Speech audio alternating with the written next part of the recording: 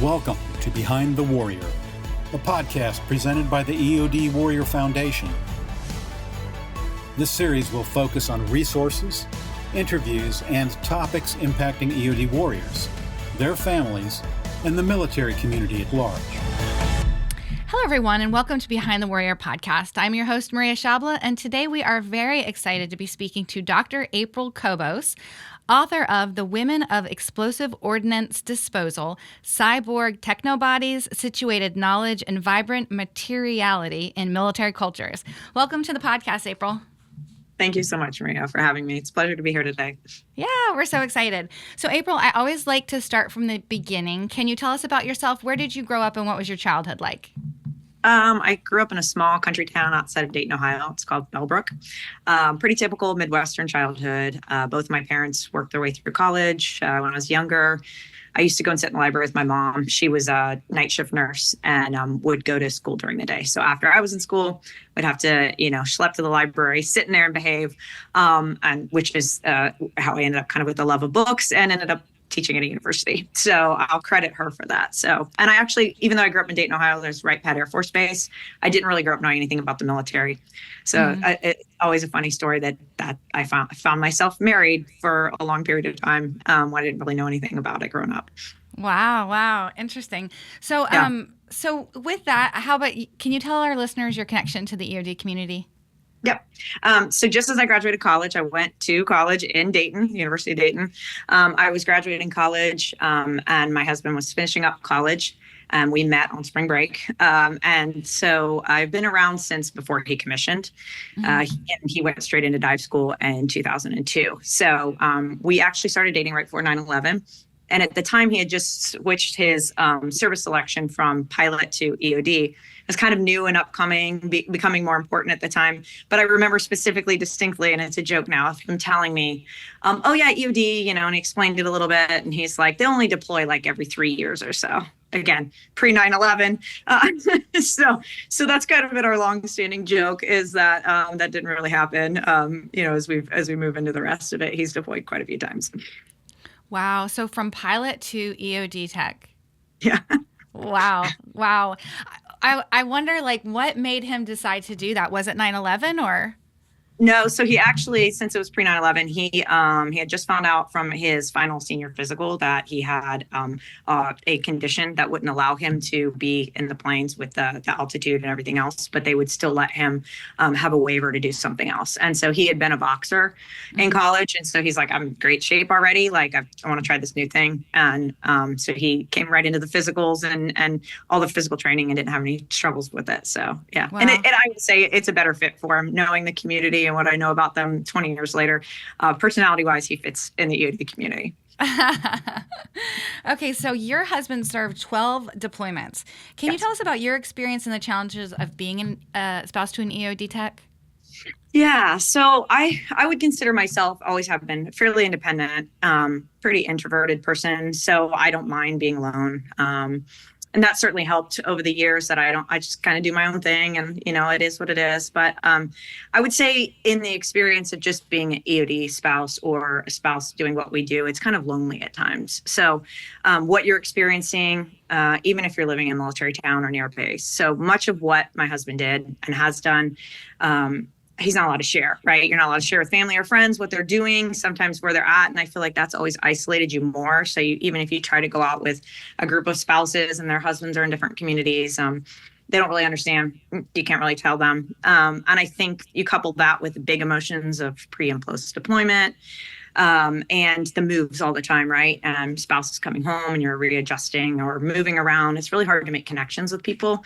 So I would say the difference between liking to be alone and then being lonely, because you just can't really share and have a support system or camaraderie with a lot of people, has probably been the biggest challenge for me. So even in your family, work colleagues, things like that, they don't really understand, even if as much as you can explain to them what your spouse does. It's really hard for them to be like, okay, cool. So he serves in the military. Yeah, but it's a little bit different and challenging, and not being able to talk about it can definitely make you feel a little bit isolated. So yeah. And just kind of scary, right? Yeah, absolutely. Worried. Yeah, the worry of, and that's even, that doubles it, which is you can't really reach out to people and say like, this is what he's doing or where he's at or what's going on. So you're just digesting all of that by yourself. And as much as the friends that you have, the few female friends that I did have that, spouses were in the same position, they're busy with their own kids. They're trying to get through their own fears and everything. So it's a little bit of camaraderie, but also just the struggle to really connect to anyone, to be able to make them understand what you're going through. Yeah. I kind of want to dive into that a little bit more, April. So can you tell us about some of your family strategies on how did you get through those deployments, and what kind of coping skills do you guys use? Yeah. So I would say that my biggest, first of all, I'm very blessed that my parents, are still a very big part of our lives and always have been. So in any deployment that he would go on, it was definitely always my parents were regularly coming around. So making sure that I was okay. Even one deployment, when my daughter was born, we moved back to Ohio for a short period of time just to be there and be close to family. So having some type of support system is really beneficial. So a big high five to them. They have always been around, and not even always knowing what he was doing or where he was going or what was going on, but it's just like drop it at the drop of a hat. Here they are. One or both of them would come and make sure we were taken care of. But my strategy was always just that we needed to be communicative in terms of that wasn't always easy. It didn't necessarily mean it had to be, hours a day. Obviously, that's not going to happen. But if he can jump on an email, or back then we didn't have, the email was the way. It wasn't, FaceTime and all that kind of stuff. Thankfully, the communication has really gotten better over the years. So that's a blessing for families now. But it was send letters, emails, any kind of, even if it was a sat phone, the old sat phones, if he could hop on it for 2 minutes a day just to make sure we're still communicating. But in terms of pre-deployment and post-deployment, it was always just a giving grace for emotions. There's a lot of emotions that come up pre and post-deployment. And so it's funny, we just sent our daughter off to college, and I said that sending a child off to college is very similar to pre-deployment feelings. There's all of this, like you feel like you're just sitting and waiting, and all these emotions come up, and maybe some old bad emotions, and giving grace that you're going to have a lot of emotions and a lot of things that happen, and just being understanding to the other person or the other people in the family. Wow, that is great advice. Yeah, giving your husband grace, giving yourself grace, giving your kids grace. Yeah. Grace all around. Everybody's as soon as you're done having your meltdown, then somebody else is going to have a meltdown, then something else is going to happen, and knowing that that's the case, and also post deployment, because post deployment, I think a lot of people feel like, it's this fairy tale, right? They're home. We're together as a family. Well, you haven't been together as a family for 6 months, 8 months, a year. They've experienced things that you have no idea about, and you've been dealing with stuff that they have no idea about. So there's going to be a lot of that mix of emotions, and it's going to take a lot. Again, that's where the communication helps a little bit. That at least they know what you're dealing with. At least a little bit. But that's really hard to say with the majority of our EOD. Those that are working, you can't really say what they're doing. So then you come home and you realize there was a lot more going on than you knew about, and you need to give some space. Usually for me, it's I had a spouse tell me at one point, she was like, you got to give them just that like 48 hours to just crash and do what they need to do, and then come back around and have that family time. But even after that, it definitely takes a while to resettle into family routines. That's interesting. 48 hours. Yeah. Well, I think too is just forewarned. Like if you expect that it's going to be a little messy with everybody, like just going into that, knowing that, I think that sets you up for more success than otherwise. So I think that's great. And it's probably a huge surprise. And I remember it being, the first deployment that they come home from, they're different. They seem different, because they've been through a lot, and you do as well. And then they come home to also different kids. If you have kids involved, like I remember the first time he left, our daughter was like, 3-4 weeks old, and she came home. He's 7-8 months old, and it's a completely different child every single time he would go away and come back. And so that's an adjustment. They don't know who their father is, and all that kind of family adjustment. So it definitely just takes a little bit of grace to understand that things have changed, and we need to give each other some time and some understanding. Wow, I love that. Well, okay. So here and I think we've already kind of talked about that. Yeah. You know, how do you deal with the mental health aspect of that, with the constant deployments and how it's affecting your family? But I think it's kind of like a buzzword, but resiliency. Like, Yeah. what does resiliency mean to you and your family? Yeah. So I would say, first and foremost, resiliency isn't one size fits all. Not inside my family and not in anyone else's family or life. So much goes into that individual's personality, background, history, even more in how they grew up. And in our family, we've definitely learned that, it's different for every person. So, and we've had a lot of friends. They've deployed the same, my husband's deployed or similar times, or moved the same amount that we have, and their resiliency has been different than ours. And so that you have to, I think, take a look at what have they gone through in life and other phases of their life. What are their personalities? So both of our kids are very different personalities. One's more extroverted, one's more introverted, and the way they handle that and are resilient has been wildly different. Interesting. So it's been wildly different just seeing them. The older kid, who she was born in 2006, and the younger one in 2008. And so the oldest was right through there in the middle of all of Iraq, Afghanistan, and all those kinds of deployments. And so she saw it a lot more than the younger one. So I think that also comes into play of what they've experienced and, personality. But I would say for us, again, it's a communication thing. And I mean communication in terms of like, I need this right now. This is bothering me. This is hurting me. I'm not doing well right now. And sometimes that communication gets a little too honest, and that brutally, I can't say we haven't had some big arguments in our house, when the kids were little, when the kids are big. But it all comes down to at least us talking about it, making sure that those feelings are heard and they're out there. When we're not doing well, needing to be understanding of that person. I think my husband and I both gone back and forth in terms of, I'm like, I'm just not good right now. Like, I can't handle this. I can't handle another deployment. I need you to take a break. I need you to ask for leave or whatever it is, and vice versa. For him, to say, hey, I'm not doing well. Work is absolutely, I can't. I just got back. This is where I'm at, and to just be honest about it. And then I got the best advice from one of my grad school advisors, and it was stay in your lane, which is don't compare yourself to other people. So back in the day when there was, well, so-and-so hasn't moved. We've moved 5 times, or so-and-so hasn't deployed yet, and we've deployed it. Why are we getting this? And why are you doing that? And it's not going to shake out fair. That's not quite how life is. So if in that constant comparison, kind of failure to be resilient, because you're just so upset about what everybody else is doing. And then like I mentioned before is support network.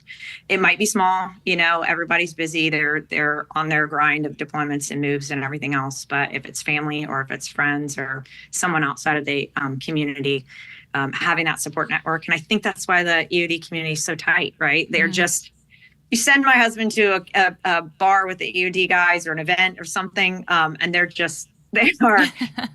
support for each other. And I think that's the best that they can do, is to just be advocates for each other, talk to each other about their experiences. And then, as much as possible, now that we're out of that deployment cycle, just being able to know that it's okay, that these people aren't doing it perfectly, we're not doing it perfectly, and communicate that to, those of us in the community. Wow, I love that. So, April, how would you define resiliency? I think that's tough, because I think just saying I don't like the kind of pull yourself up by your bootstraps. That always works, because I don't think it works to just say like, oh, well, shake it off. It's okay, because sometimes you can't. Yeah. I think that there's times where you get into a place where you can't get out of very easily. But I would say that it's the ability to get there eventually. So to get to an understanding that there's good days and bad days. And that's being resilient to know that, hey, I had a bad day today. Tomorrow is a different day, and just having that positive outlook about what's to come, or where you're going to be, and moving into that. So I think I always tell my kids to be a goldfish. So 5 seconds, shake it off, let it go, and be able to move on to the next day of what it is, or what we can find that we really focus in our house on.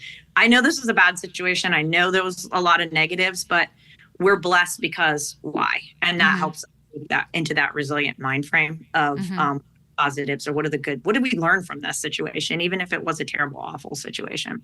That helps resiliency. I love your realism.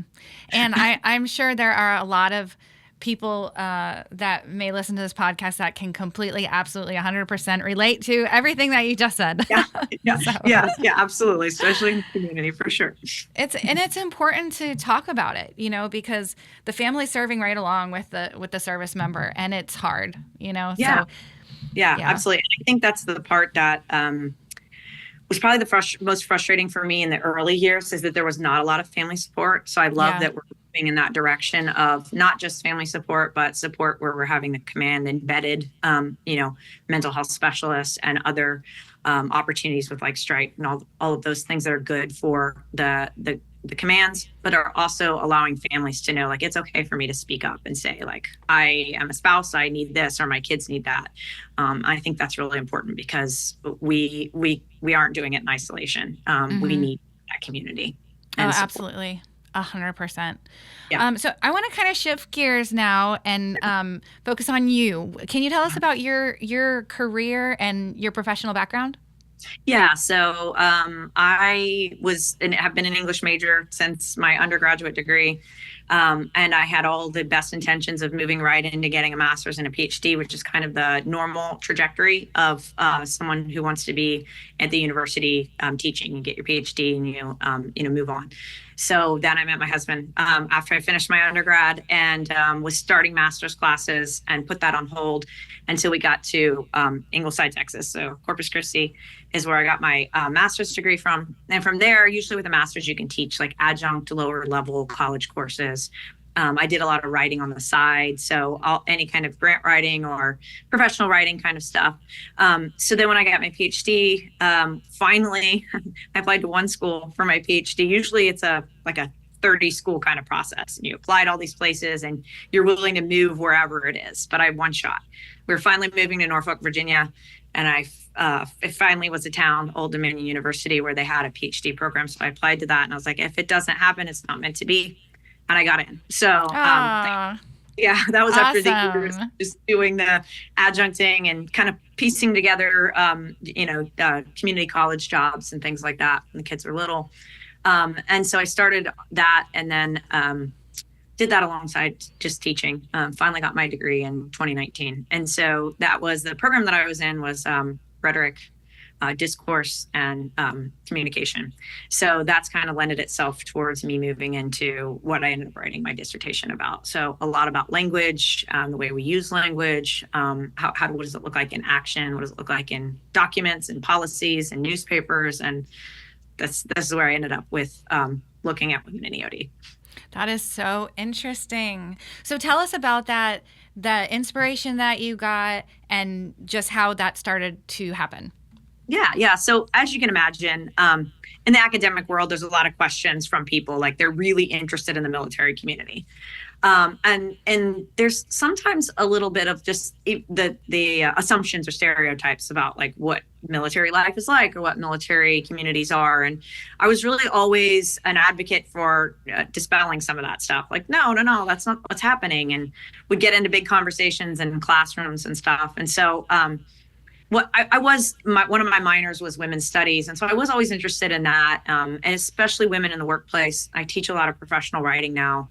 And obviously in the last 20, 30 years, we've had a big push of women in different workplaces. But just in these conversations, it kept coming back to, women in the military. And at the same time was the conversation, and I would always get asked about women in combat because, or what my husband did for a living, and people wanted to know. So it just kind of naturally came together, that I had been in the community since 2002 as an outsider looking in, seeing that despite EOD being open to women since the 1970s, that there was still only like 2% in the Navy. I think maybe like 4% in the Air Force. And my numbers are, all a little bit here and there, but just not a lot of women. So what was the catch? And then the second part of that question was that we have these combat restrictions before 2016. But I knew these women that my husband was working with, and they were certainly in these combat situations. So what's going on here? Like, how are we saying that they're still restricted from being in these spaces when I'm watching the contradictions, actively watching? Wow. So it's two really good, big questions, loaded questions that I was like, okay, I want to take this on. What's going on here in terms of the low numbers? And then what's going on here in terms of those contradictions? Wow, that is so interesting. So you mentioned how women's combat role has changed. Can you tell us about that? What happened there? So in 2016, it was a repeal of the direct combat rules. So the rule before that, I have a chapter about this where I kind of go over what like the terms are, but it was repealed so that there was no longer any restrictions on where women could serve and these specific direct combat spaces. Before that, it had been like what they couldn't be in SEALs, Rangers, those types of things. But EOD was different because they were considered combat support. And even though they were serving in these places where, they might be working with SEAL team, they might be working with, another kind of special forces team. That this is where I, saw that before 2016 and that combat rule, that women were already working in those places. So that was where I was trying to make that, like, the policy and the documents and the language used in the documents isn't necessarily true to what was actually happening, which is a lot of times policies lag behind what's actually happening. And that's where I found that to be true, and looking through those policies. So did you get a sense that there was a change, like, in your research? Like, did the policy change anything? Were more women coming in and serving in combat roles after the policy, or do you think it was? Not necessarily. And that's kind of the catch, which is what I ended up looking at more of is why do we still have such low numbers, even in a community where it's now fully open to women, and what's taking so long for that progress to happen? What is it? So aside from the policies, we also have these societal norms, and those long-standing norms that have said, like, women don't belong in these roles. And that you can take a policy away, but it's still going to take a really, really long time to change the mentality or the mindset of who belongs and who doesn't belong in this kind of work. So that was one of my main findings, is this is what women in EOD and women who are new to these, other places like SEALs or Rangers or anywhere else are going to come up against. Is there's a lot more going on behind it that is that's making it complicated for them to be in these roles and anywhere near what would be equal to men serving in those roles. It's going to take a really, really long time to see any kind of major numbers changing. Yeah. Can you kind of walk us through the layout of your book and what all you cover in the book, and then maybe explain your research process? Did you actually interview EOD techs, female EOD techs, or what did all of that look like? Yeah, absolutely. So originally, so there's the three major chapters that are my findings, and then the introduction and a conclusion. That's a little bit of a future forecast of what I see is potentially happening, like I just mentioned, and how long it's going to take to kind of see these changes, or just what complicates it, whether the changes can ever happen in a way that we think as soon as you change the policy, something's going to happen. But my first chapter, I look at the differences in the way we talk about women's bodies and men's bodies, and that's always been a little bit of an issue with in terms of combat, right? So men's bodies are more fitting for combat and things of that nature. So I look at those conversations, and then I have a look at some of the changing technologies, which is kind of the weird term of Cyborg Techno-Bodies. It really just means that you're part machine, part human. And so if you think about what the EOD techs do, they are using this technologies that's part machines, right? They're using part robots. They've got all these other equipment that allows them to do their jobs better, not just relying on the human. So basically, I'm saying that because those technologies have emerged more, it's allowed women to come into those roles a little bit better. So they can use robots, they can use the bomb suits, they can use the dive suits and equipment that makes it easier for them to do their jobs. So that's the one piece that's allowed them to do their jobs better and have more women in the community. And then, yeah, the next Well, chapter. And I want to Sorry. stop you there because I think that is so important. Yeah, To talk about. And, I can remember in my interview with Jacqueline Reed, who was a Navy EOD tech, and in her training, at one point, one of her, I guess, trainers, I wouldn't know the term that she used, I don't remember, but he said, would you be able to carry a man out of the battlefield? And it hit her like, no. So it totally changed and reframed her own training process and her own mentality of her physical, fitness routine and just all of that. Yeah. So I was like, that is just such a good point to make, though, just the differences between men and women. I think the conversation and the arguments come about, which is these arguments have gone back and forth in 2016 when direct combat rules were repealed.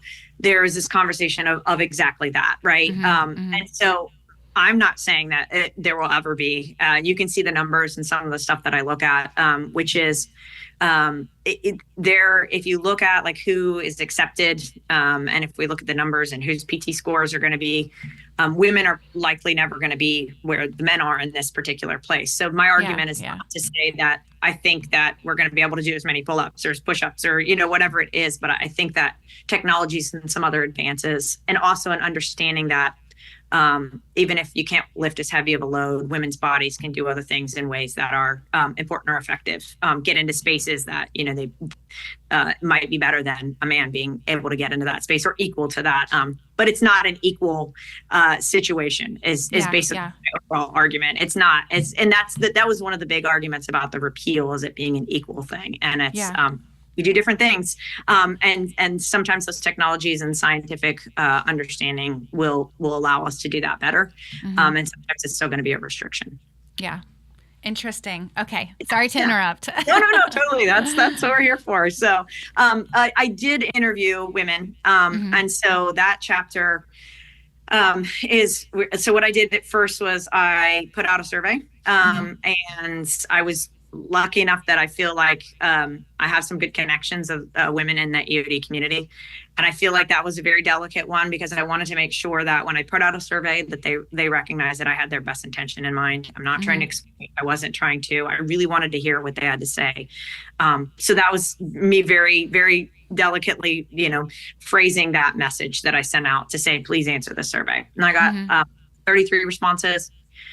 Air Force, Navy, Army, Marines, from all four branches. So that was awesome. Officers enlisted, some were recently retired and some were active at the time. So that was like 2015, 2016.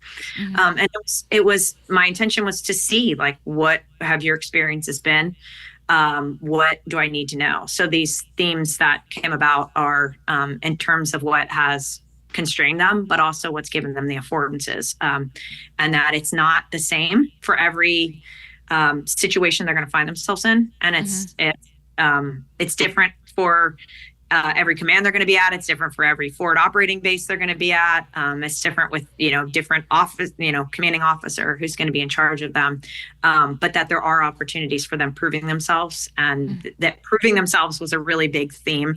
And that once they felt like they proved themselves and fit into that community, that they, didn't struggle, individually anymore. But there was a lot of, unfortunately, in the beginning, having to prove themselves. And, there was also this conversation of, I wasn't sure if I would find the intentionality in terms of like, I want to show that women can do this. There was not, which kind of, but I, in the other sense, a lot of what they were saying versus, they were kind of contradicting themselves to say like, no, I didn't join the EOD community to prove anything to anyone, or to be a woman and show that women could do it. But then they would say like, no, I was proving myself. So the intentionality piece was challenging to work around in terms of theorizing it, because I understand there are one or two women in a command, and you may not want to kind of put yourself out there to say like, yeah, I'm trying to prove myself or do something. So it's fitting in, right? It's the best to fit in. So maybe not expressing that well, but what I found was even just them being there changes things, and is actually proving a lot of, their sense of belonging. So that was a tough one. That was a tough one to be like, this is what the survey results say, but wow. actually said this in a different way. So I used a lot of their survey, the little question, the answers, the narratives that they said to just show what they said and have those be their words, not my words. Yeah. That's so interesting. So tell us, you said the book was broken up into 3 different main sections? Yeah. So then I actually looked at the policies too, which we kind of talked about a little bit already. So that was the last chapter, maybe the one that's the most boring. One that was just basically to show that despite these policies being there, we can take a policy away. We can talk about a policy. But aside from the policies, there's also a lot of embedded institutional norms or beliefs or societal beliefs and norms that make it challenging to get around. And it's not necessarily one person. So I really wanted to make that clear that I think the EOD community and the men in the community are fantastic. And from what I've seen, the majority of them have been really welcoming of women being in the community. And I wanted to make sure that was clear in terms of it's not like one person who's saying, no, women don't belong here, or there's a lot more involved. There's different expectations of a woman being away from her kids for 8 months, 6 months than a man. And I've seen it. I've seen it in action of like, oh, she's going to leave the kids for 6 months. I can tell you I've never had my husband have that question of the same thing. And, things are changing slowly in terms of that, more, paternity leave and those types of things. But there's different expectations. And again, my husband could be gone while I was pregnant, but me working while I'm pregnant, those types of things that change dynamics and not necessarily the fault of anyone. So that conversation was about agency or who's who and who's to blame or whatever the case is not quite that easy to there's lots of elements involved. Yeah, definitely. Well, and you just look at how things have changed since Linda Cox was the first female 50 years ago, and what she went through is completely different than I'm sure what young women coming into the career field today are experiencing. And I'm sure it's still challenging, but certainly nothing like you said what Linda Cox experienced, and there was no community, no support, no one to guide her, mentor her, and not even any regulations or policies in place to say no, no hazing, no all of that kind of stuff that is we know now as was not advantageous for women to become part of the community. Yeah. So, April, after all this research and after your dissertation, and now you've turned it into a book, what would you say your main takeaway from this work that you did? I would say that's a challenge. I would say really what I wanted, because like I said, I was in an academic community that had really strong ideas. I think a lot of people who are outside of the military have strong ideas about what goes on inside of the military. So I wanted to dispel a little bit of that. But I also wanted to acknowledge that the military community is a really big part of American culture already. So it feeds in and out. What you see happening in military cultures is also part of what's going on in American society and culture and vice versa.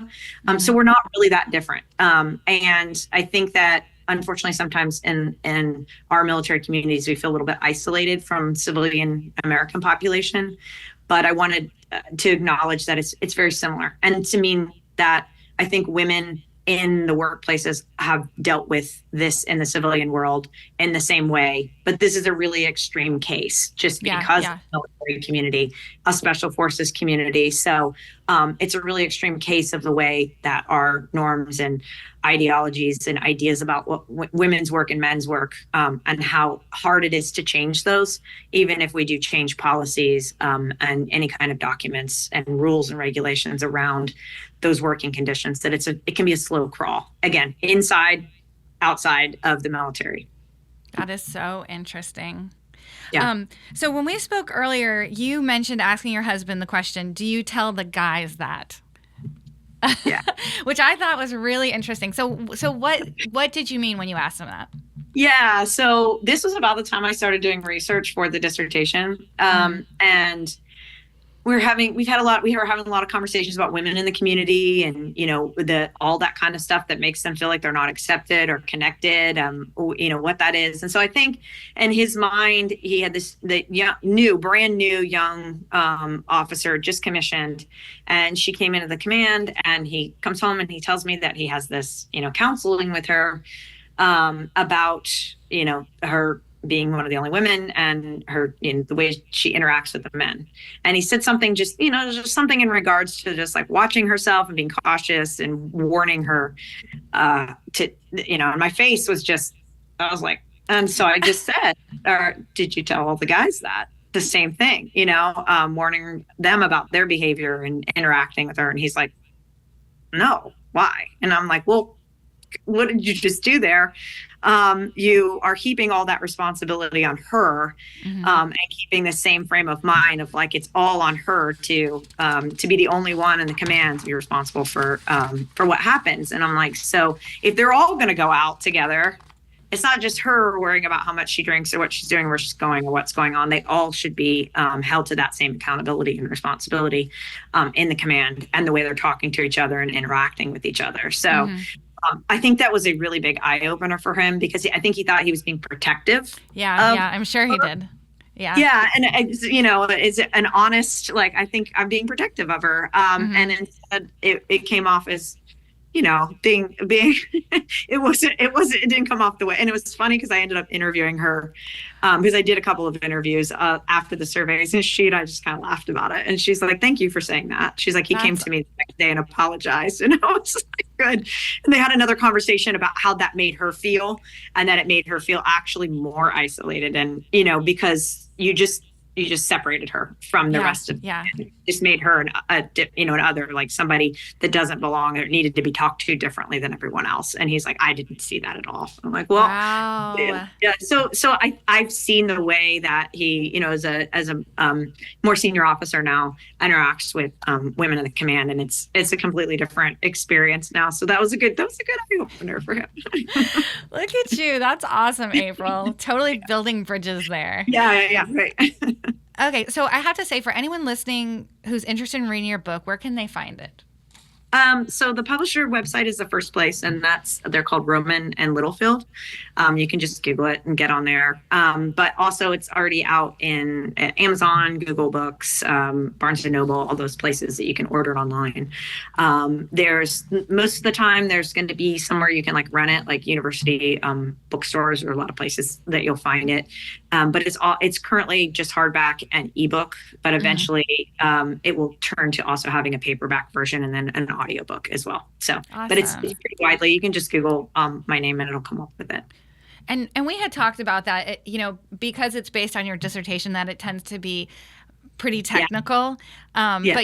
But I thought you mentioned that you might be down the road revisiting this book and make it more so there's two readable options. Yeah, there's two options. It is very, just the title in itself. I was telling you earlier, the title itself comes from like the three theories that I use, and they're pretty academic theories. I try to unpack them, but I wanted it to be for the academic audience, in the sense of, it can be used as a textbook for classes that are talking about military, or, women in the military, or something like that.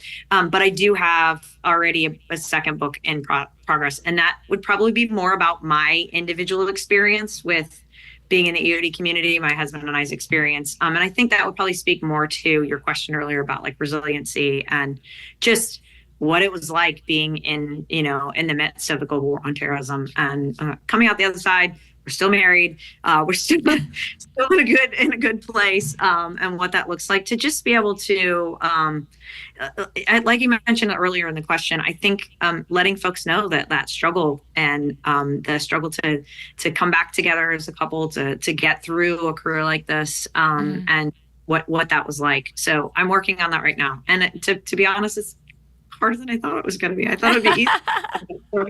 It's not. So eventually that'll come out. Well, I can't wait to read that book.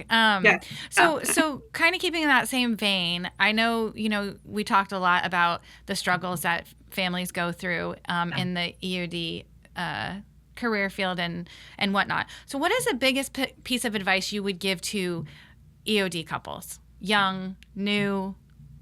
not so newly married. What do you think? Caging your expectations, I think, in terms of, I had a lot of expectations like that. Anytime that he would come home and tell me something like, we're going to move here, or you're deploying here, or you're doing that it was going to happen exactly like that. And I think for any of us that have been in long enough to know, it never happens exactly like that. So just be patient with the process of, I actually say to him, don't say it unless it's like, is it penciled? Is it ink? Are we doing, because I don't want to start like, oh, we're going to move to Hawaii and, start planning out the move. And then next thing you know, we're in Texas or, somewhere else that happens, or what the timeline is, even with them coming home. They really do not have control over. There have been times where it was like, it may be December 23rd, it may be January 6th. And that's, they have no control over that. So for me as a spouse to really just let go of that control that, I can't control what's going to happen, my expectations of it. But also, again, I mentioned earlier, communication is just, I think that the two of us communicating, and again, not always beautifully, and sometimes it gets ugly or tough, but just communicating in terms of making sure we know what those expectations are, or what we're worried about, or what's stressing us out. And even the communication in terms of, I think you and I talked before about like setting boundaries of what that looks like. And I mean, what I mean by setting boundaries is like, hey, I know you're on this deployment or you're somewhere where you can go out and have fun with the guys or whatever, but I'm letting you know right now, like I'm home with 2 kids by myself and I'm stressed and I'm struggling, or this is what I'm feeling right now. I'm alone. I feel lonely or isolated. So just keep that in mind, maybe when you're going out and not, staying out all night and partying or doing whatever. Think about my feelings that I'll be thinking about yours. I know you need to go out. I know you maybe need to let loose and have a good time for a little bit, and having that conversation about what that looks like and boundaries in terms of your relationship. Because it's funny, the one thing I would always say to my husband, I said, I'm here in our house where what our surroundings look like, what my friends look like, what the car looks like, who would be coming over or whatever. I said, I can't even envision where you are. I can't envision what it looks like. I don't know who. He would bring up people's names he's deployed with, and I would have no idea who they are. And I said, so imagine that anxiousness that can create and a spouse. And I'm like, so I'm letting you know, like having some kind of boundaries in terms of making sure that we're on the same page of what you're doing and what I'm doing is definitely, for me, creates like healthier communication and a good in and out when they come home from deployments or when they're away for work stuff. Wow, that's a great point. Yeah. Like, I don't know where you are. I don't know what like the bar you're going to looks like. I don't know. I don't even know who the majority of the people he would mention. I'm like, I don't know their names. I've never met them, So it would be kind of wild sometimes. So trusting, but also understanding that it's hard without knowing anything about that environment. Yeah, that's an excellent point. So, April, I first learned about your book because a Navy EOD tech, Jerron Clark, forwarded a post made by Sarah Terse. And Sarah wrote, April has always been a supporter, and this book lends perspective to civilians and military alike on the women's movement into male-dominated communities. #women supporting women. How did you feel when you saw her post? Oh, I'm honored. Happy she feels that way about my support, especially that she's been in for over 20 years. And so 20 years ago, again, it's not as far back as, I know we're getting ready to celebrate the 50 years, but even 20 years ago, I watched some of the struggles that she went through and other women like her in terms of being one of the only ones. And, just this constant kind of conversation about them and their sense of belonging. So for me, and we're talking about resiliency, and her ability to be resilient in that community means being support, right? Having support, a big component of that. So, women have struggled. It's in everything that I've said. They've struggled to have support systems. They can't really, until recently, a big sisterhood, because they didn't have any sisters around, so trying to become part of that community and be family in the EOD community. And I think that it makes me happy to know that she feels that way about the support that I've tried to be, because I don't think that all spouses are that supportive of the women in the community. So I think it's been a challenge, and I've heard some of the podcasts, and it's been challenging. So I really always try to be on their side and not on the judgmental about women being in the community. So yeah, that's interesting. Well, I just feel like your book is so timely, because the foundation is really excited about this weekend, the gala celebrating women 50 years in EOD. It's incredible how far women have come. And I think, truly, like, you're right, the sisterhood, it's growing now with the, social media and all the different platforms and the Facebook pages. And so I'm glad to see the women are coming together more and more. Hopefully we'll continue to see more and more women joining EOD. And thank you so much for all the energy that you put into creating this book to share with the community. And I'm so excited that it's right on at the same time as the 50th anniversary. So I'm excited for you all to celebrate that. And I hope it goes well this weekend. And I bet you had no idea that these two events would coincide this way. No, I was actually a little bit like, okay, by the time I got it out as a book, it's a little beyond the direct combat rule. Like, will this be a conversation that's, concerning? And then when I saw that it was the 50th anniversary, I'm like, yes, that was meant to be. So it came out. That's a sign from the universe. Yeah, absolutely. Yes, that worked out well for me. Well, thank you, April, for taking the time to talk with us today. We're so excited about your book and the impact that it will have in our community. And we wish you the best on your next book that you're working on now. Thank you so much. Thank you so much for having me today. It's been lovely talking to you. We'll have to have you back once that next book comes out. So yes, Okay, so as is our tradition, we're going to end the podcast with a couple of your favorite things. So what is your favorite thing to do when you're not writing? So reading, obviously, but also, my husband kind of picks on me about how much I read, and right behind me is all the books stacked up. But also working out. So that was a really good way to get through deployments, which was always just having a stress reliever. So anything outdoors, anything working out, CrossFit, yoga, hiking, running, you name it. Relieving the stress to get me the next day is always helpful. That's awesome. What is your favorite vacation spot? Oh, that's a hard one. So I will say we were blessed to go to Rota, Spain for a couple of years. Oh wow! And so we've been to a lot of places. So that's a really hard one. But we really we've been to Costa Rica a couple times. And I'm like, hey, maybe that retirement, is there any chance you want to, not make it a vacation spot? So it's a beautiful country and so much to do there. So I always say, I'm like, we could combine my love of yoga and I could teach it, and your love of diving and you could teach it, and we could figure that out. So. I love that. What part of Costa Rica would you want to live? We really like this little town called Dominical. It's near Cobos. It's about halfway down the coast. It's a beautiful area. It's awesome. Wow. And really back and chill. So that's the area we went to last, and we just had a lovely time. So that's awesome. Yeah. You're inspiring me. I want to go to Costa Rica. You should go. Okay. Who is your favorite author? Do you have one? I know this is strange coming from a writer, English professor, but it's actually Bob Dylan. He actually won the Nobel Prize in Literature. So if you have I did not know that. Didn't know that? No. So, I've finally got my husband hooked on him, but my son mostly loves him as well. But my song for my husband is "Shelter from the Storm," which is, I think, for EOD families, anyone in the EOD community, you listen to it, that's going to give you, that's going to make you cry or give you, all the feels. So that's my song for my husband. Shelter from the Storm. Yep. Listen to it. Yeah. I'm just taking my notes. Yeah. That's great. Okay. And last is, what is your favorite recipe to cook? I like family recipes, so kind of bringing everybody together. We have two, and they're very opposite in terms of culture.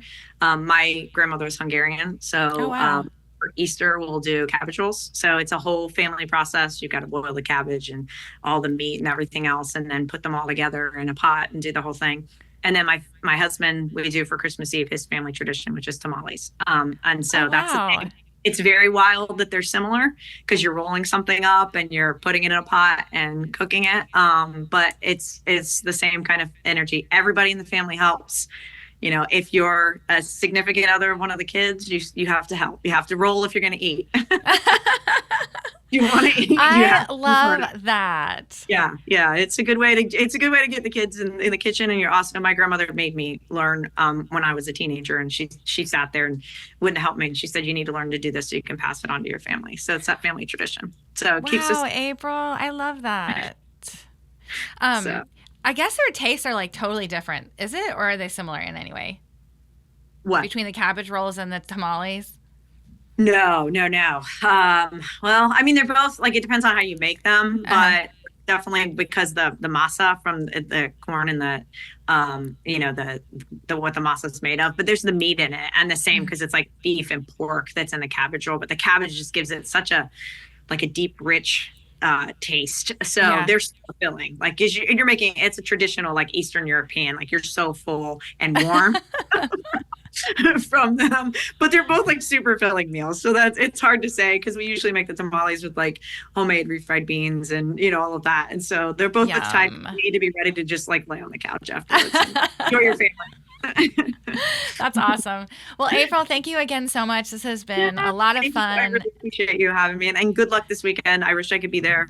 Got to move a kid into college, but if I didn't, I would definitely be there. So, but hopefully next event. You'll be there in spirit. Absolutely. All right, April, we wish you the best and take care. Take care, Maria. Thank you for listening to our Behind the Warrior podcast, brought to you by the EOD Warrior Foundation.